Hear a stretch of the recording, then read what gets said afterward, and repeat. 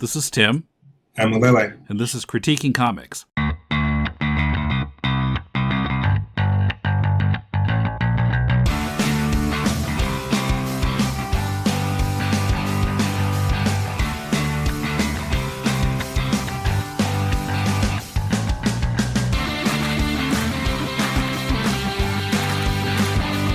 Welcome to Critiquing Comics. This is Tim with Mulele in Tokyo. Mulele with a new computer, so he sounds better now. Yay.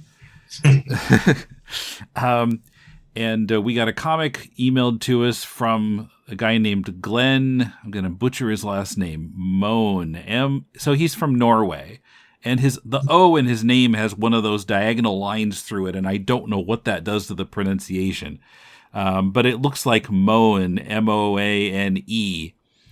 And so he sent us a PDF of a comic called The Glory, which he wrote.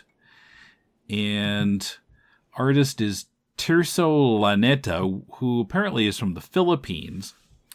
Monte Thompson is the colorist. Sean Rinehart is the letterer.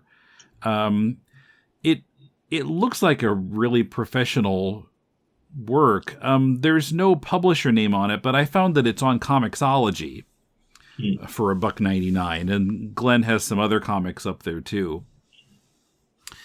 So I don't know. I don't know how much to tell about this without spoiling the ending, but this guy has just gotten out of prison, and he's going to this bar to meet this guy that he knew from before, who's kept calling him and wanting to get together with him after he got out of prison.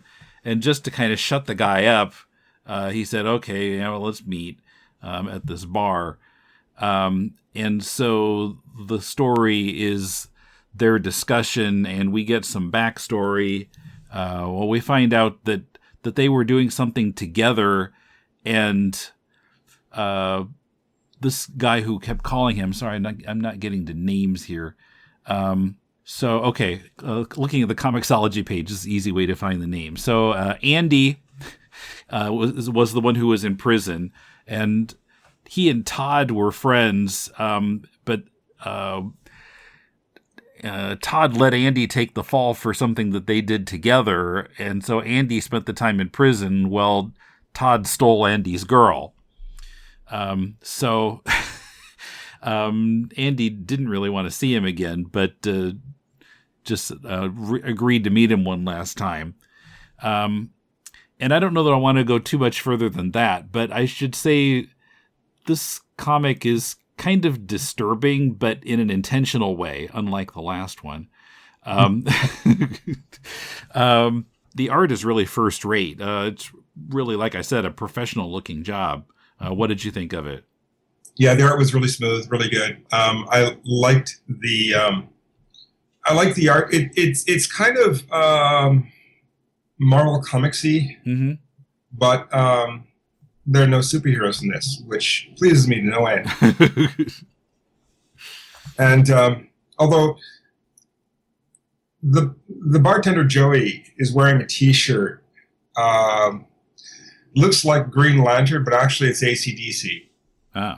But I don't know if that's something that actually exists in the world, a green AC/DC shirt, or is that a colorist choice? There were just a couple of tiny things about the art that bugged me, like that. And on that same page, which is page 7, by the way, the bartender grabs a bottle of beer, opens it up, and pours it into a mug. Mm-hmm. It's just the weirdest thing. Because it means that the bartender does not have beer on tap. Mm. And have you ever gone into a bar that doesn't have beer on tap? It is the diviest fucking thing. And they will never pour it into a mug for you. They'll simply hand you the bottle. Yes. Yeah, so it just seemed a little bit weird. In fact, looking at the decor of the bar, there are no taps of any kind. So a little bit for the details. I mean, it is such good artwork that this is only a lack of research, other than Yeah, the only little detail that I found that bothered me was that in the subsequent panels, as he's drinking the beer, the beer just looks weird. It looks kind of lumpy. Yeah, it looks a little bit like cottage cheese after that. Yeah, I'm not sure again if that was an artist thing or a colorist thing. They're both artists. They both have done their jobs very, very well. Yeah, and it's not to take away from the art at all. There's just a couple of nitpicks here and there. As far as the story goes, yeah, it is a little bit disturbing. But there was a little bit of me that was thinking, well, come on now, get to it. What is the... Come on, pitter patter. Yeah, there was a lot of tension there. I had a feeling something was going to go down, but it's just like page after page. It's a 32-page PDF. Well, they keep pointing at something that they're not talking about, and I can. It comes out slowly, but at a certain point, I was like, just fucking get to it. Just tell me what is it. And I kind of felt that it was a little bit too long of a build up. And to the ending, how can I say this? There's nothing in the first half of the book that hints at the second half or the ending. And that I felt a little bit, it could have been just that much better. Well, I'm not sure that I agree with you on that. Because when I read it the first time I didn't see anything, but the second time I noticed when they first get back together in the bar and they're kind of hugging and, Todd is acting like Andy's his best buddy, but then he kind of whispers to himself, finally. And reading this the second time, that finally is kind of chilling when you know how it ends. It might not be quite enough of a clue for reading the first time through. I certainly didn't remember that or really take note of it when I was reading it the first time. But well, when something like this goes down, not necessarily in real life, but in a story that's paying attention to that detail, you'll look back through what just happened, the lead up to it, and you'll say, okay, there was a clue here, here, and here. I missed it, but here. There's no clue, and going back and looking at that finally, I respectfully disagree. Okay, you don't think that's enough of a clue, or any clue, or it shows that he's been waiting for a long time, that he's had some emotional issue about this, and there may even be some homoerotic tension there, but there's no sense of what's about to happen. At the end of this, and so I feel that the character Todd wasn't shown clearly enough because without spoiling it, but it may become a little bit obvious. Todd is not that stable. Yeah. At the end, and there's no lead up to that. It's just suddenly he turns on a dime and he becomes very unstable. In fact, what he does makes no sense in the real world. And that's true. I'll agree with you on that. And so I would think that there'd be a little bit of a heavier build up to this. Like you're not sure what you're going to get with this guy, but and that should, I think, play expectation. The expectation that Andy has versus what Todd is actually about. And so in that sense, I thought it's very, very close, but I thought there should be just a little bit more of a hint of what the character is about and what he is capable of. Yeah, well, one way that maybe that could have been accomplished is that, Todd's carrying this bag, but you don't even really notice the bag until near the end. It maybe should have been played up a little bit more. Well, as I'm drawing a comic right now and considering various bags and pouches and things, just think about, okay, where is this person coming from and where is he going? If he's coming from somewhere, or he's decided to leave his house for the day and then just go out and have his day, whatever that may be, he's going to take all the things that he needs with him. And unless he's going to leave them in his car, or if he's taking public transportation, they're going to be with him. And so everybody should have a bag or a case or pockets full of junk. And none of them do, except for Andy. Sorry, not Andy, Todd. Todd. Yeah, sorry. So in a way, Andy and Andy's lack of a bag doesn't play up the fact that Todd has a bag. In fact, I would look at it as, where's Andy's bag? Doesn't have anything to carry with him except his cell phone. Yeah. It's really, really pretentiously nitpicky for me to say that shit, and I'm sorry. But it just, I gotta say that this comic is in its production very, very, very, very good. And I do not want to take away from that. But the point of this is to critique this and look at what is missing, or what could have been better. Yeah. And in this sense, I'm just looking at those couple of details, saying, well, where's the bag? Maybe he doesn't need a bag. Maybe that's not the way he rolls. Maybe he's a cell phone and a pocket full of change guy. But it just kind of, there was nothing there to accentuate Todd's bag. Yeah, well, I mean, I would, normally, or I should not say normally, but often in, really in stories like this, where there's some kind of a container and we don't know what's in it and it's going to be important, there would be some panel or, or shot where it's placed prominently, or the person carrying it makes a comment about it, or, something to draw our attention to it. I mean, we can see it clearly on the cover, which, by the way, interestingly, the cover is the first panel. Yeah, that's also something that threw me a little bit. Yeah, don't think I've ever seen that before. Certainly Marvel or DC never do that.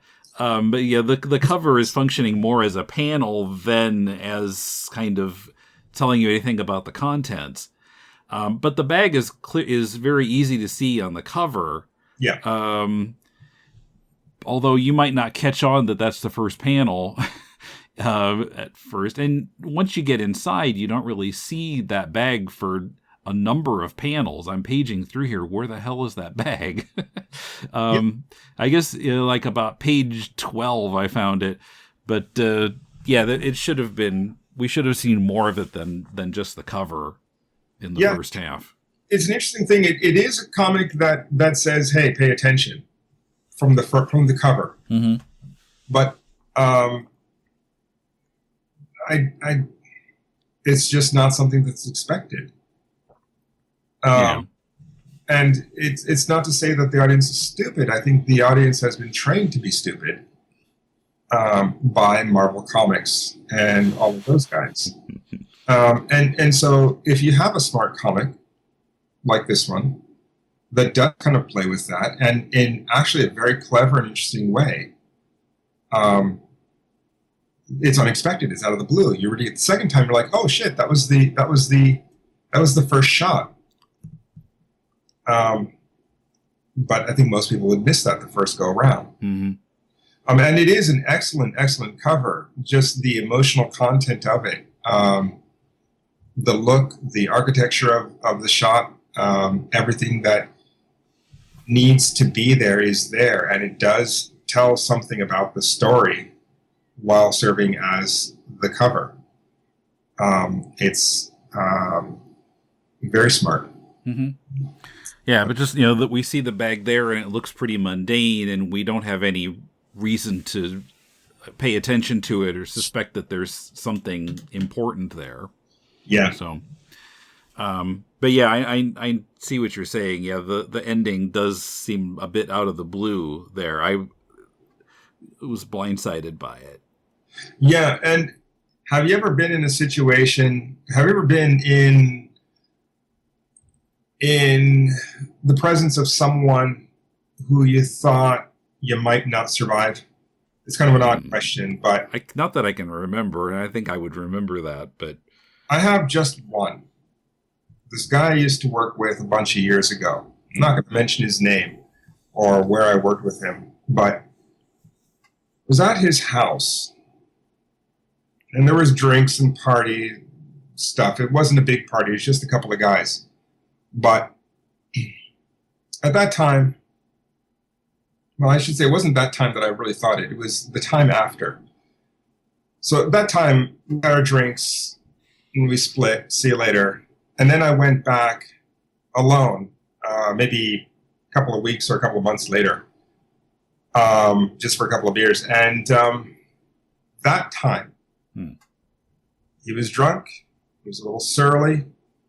Whatever was bugging him, it was very, very violent, and it was very explosive. Now, he never looked at me with some intent of violence, but you could just see it bubbling under the surface. And it crossed my mind that if there was a chance of this guy killing me, it would be tonight. And it was wholly unsettling. But if you're in that kind of situation, there is a certain, I'm not sure exactly what is